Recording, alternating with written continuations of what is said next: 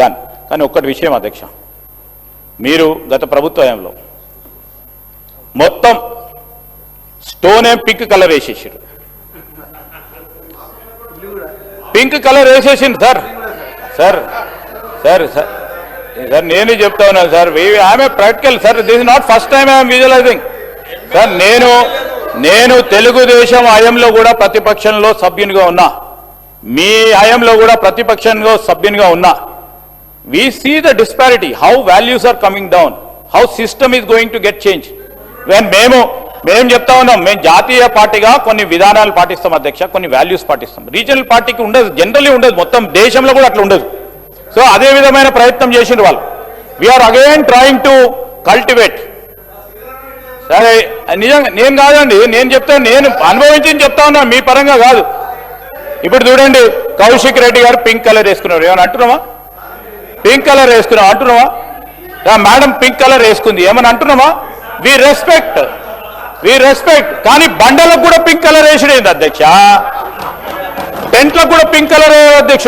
ఏంది అధ్యక్ష ఇది? ఇది ఇస్ ఎ కల్చర్.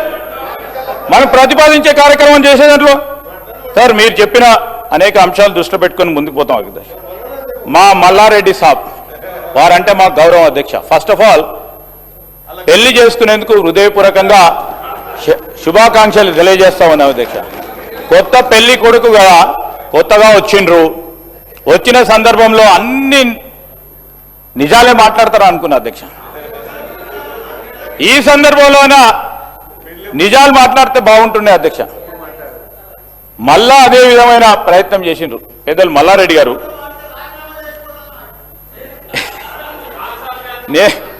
నేనెందుకు అడుగుతా? ప్రజలు అడిగితే చేయాలి, మేమెందుకు అడుగుతాం సార్? సార్ జవహర్ నగర్కి సంబంధించిన కొన్ని అంశాలు వాస్తవంగా చెప్పిన అధ్యక్ష, కొన్ని అంశాలు వాస్తవంగా చెప్పాను. ఆడ ఆయన అన్ని పెట్టిండు సార్. సార్ నేను వారి గురించి ప్రస్తావన చేయటం లేదు అధ్యక్ష. కష్టపడి పైకి వచ్చిండ్రు, ఒక స్థాయికి వచ్చిండ్రు. We honour them, we honour him sir, we don't want to degrade him. కానీ మా మల్లారెడ్డి గారు బయట ఉన్నప్పుడు బయట మాట్లాడడం చాలా బాగా మాట్లాడతారు సార్.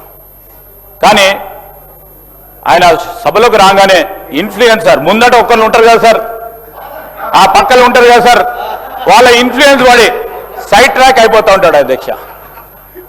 ఈరోజు మల్లారెడ్డి గారు జవహర్ నగర్కి సంబంధించిన డంప్ యార్డ్కి సంబంధించి అన్నీ చేసేసినామన్నారు. అన్నీ చేసినాక మళ్ళా సార్ బురద కుప్ప అది మొత్తం దృష్టిలో పెట్టుకొని, అంటే ఐ రిక్వెస్ట్ ఆనరబుల్ కేటీఆర్ గారు కూడా, వెన్ వీఆర్ విజువలైజింగ్, మీరు డంప్ యార్డ్కి సంబంధించి ట్రీట్మెంట్ ప్లాంటు ప్లస్ 48 మెగావాట్లకు సంబంధించిన వేస్ట్ మేనేజ్మెంట్ పవర్ ప్లాంట్ పెట్టిన. సో అప్పుడున్న అధికారులు కానీ మీరన్నా ఆలోచన చేశాను, 20 years వరకు ఈ డంప్ యార్డుకు సంబంధించి ఎంత డంప్ అక్కడ పడుతుంది, ఆ కార్యాచరణ తీసుకొని ఒక 20 సంవత్సరాలు ముందుగా తీసుకెళ్లే కార్యాచరణ తీసుకోవాల్సి ఉండే. అది జరిగితే మేము ఎంత డంప్ చేసినా అక్కడే ఉంటుంది అధ్యక్ష, ఆ ప్రాసెస్లో మిగిలిపోతూ ఉండే. ఈరోజు మేము చెప్తా ఉన్నాం అధ్యక్ష,